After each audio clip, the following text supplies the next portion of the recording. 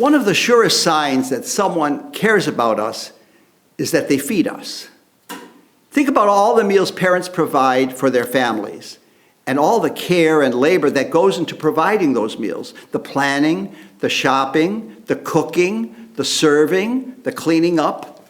And that's just for ordinary everyday meals. What about those special meals for birthdays, for holidays, for anniversaries, for homecomings?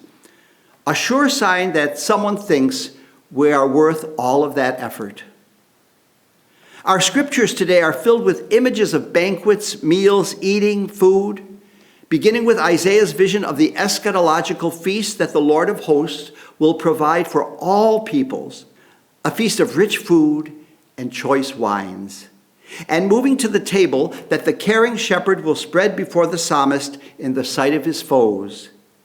And then hearing Paul tell the Philippians that he has learned the secret of being both well-fed and going hungry, and concluding with Jesus' parable about the wedding feast. Again and again, we see that the one who ultimately cares for all of us and who is our source of life and strength, who is God, shows us how much he loves us by feeding us again and again and again. And Jesus shows us how much he loves us by continuing his presence among us and with us in the Eucharist. One of the effects of the church being closed this past spring was that the normal celebrations of the sacraments, baptisms, marriages, first communions, and confirmations were all put on hold. We are now starting to celebrate them again. A few weddings, several baptisms, and last week the first of 4 confirmation celebrations, and this past week the first of 3 First Communion Masses. This year I'm speaking to the first communicants about my brother-in-law's mother's apple pie.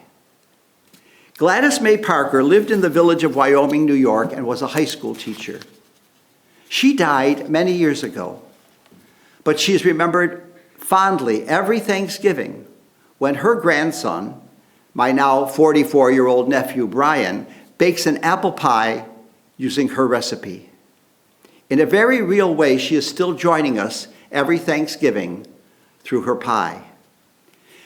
Maybe you have someone who's remembered in that way, perhaps by their Sunday spaghetti sauce, their dressing for the turkey, or a special soup or dessert. They're at your table, in your memory, your conversation, and your heart. Isn't that what Jesus did the last time he ate with his friends? He took simple bread and common wine and said, "When you do this, remember me, and I will be with you, and I will be in you." But Jesus does not just care for us, but for all people. That is what the sign of his banquet, as Isaiah said, "I will provide for all peoples." But to do this, Jesus needs us to be the ones who extend this invitation to others, the ones who go out into the road like the servants in the parables and invite whomever we find. But this cannot just be an invitation for some extraterrestrial feast at the end of time. It must be a concrete invitation to feasting in this world. And this is where we can get into trouble. For we live in a world where there is enough food produced for all 7.8 billion people on this planet. But hundreds of millions of our sisters and brothers are starving. In our own country, we see obesity on the one hand and starving children on the other. The average American discards an estimated 280 pounds of food a year. How can we correct this imbalance? African Archbishop Desmond Tutu offers a suggestion with the concept of Ubuntu. U-B-U-N-T-U. This is a Zulu or Xhosa word which is translated literally as "I am because we are."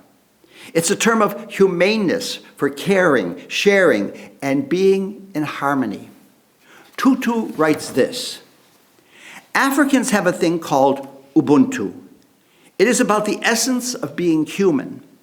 It is part of the gift that Africa will give the world. It embraces hospitality, caring about others, being willing to go the extra mile for the sake of another. We believe that a person is a person through other persons, that my humanity is caught up, bound up inextricably with yours. When I dehumanize you, I inexorably dehumanize myself. The solitary human being is a contradiction of terms. Therefore, you seek to work for the common good because your humanity comes into its own in community, in belonging. There's a wonderful story told by the journalist and philosopher Leah Diskin, which demonstrates Ubuntu in action. She says there was an anthropologist who had been studying the habits and customs of a particular tribe in Africa. Having finished his work, he was waiting for transportation that would take him to the airport for his flight home. He had always been surrounded by the children of the tribe, so to help pass the time before he left, he proposed a game for the children to play. He went into the city and bought lots of candy and sweets and put everything in a basket with a beautiful ribbon attached. He placed it under a solitary tree and then called the kids together. He drew a line on the ground and explained that they should wait behind the line for his signal, and that when he said, "Go," they should rush over to the basket, and the first there to arrive would win all the candies.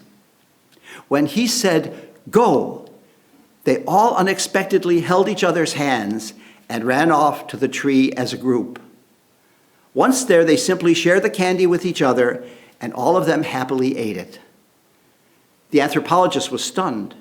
He asked them why they had all gone together, especially if the first one to arrive at the tree could have won everything in the basket, all the sweets. A young girl simply replied, "How can one of us be happy if all the others are sad?" The anthropologist was dumbfounded. For months and months, he had been studying the tribe, yet it was only now that he realized and understood their true essence. Ubuntu.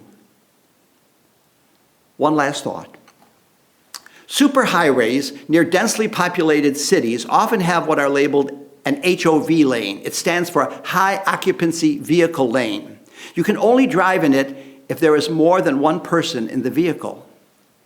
I think the scriptures today are making it perfectly clear to us that the road to heaven is an HOV lane. You can't take that road to heaven alone. You have to bring someone along with you. After all, as the little girl said, how can one of us be happy if all the others are sad?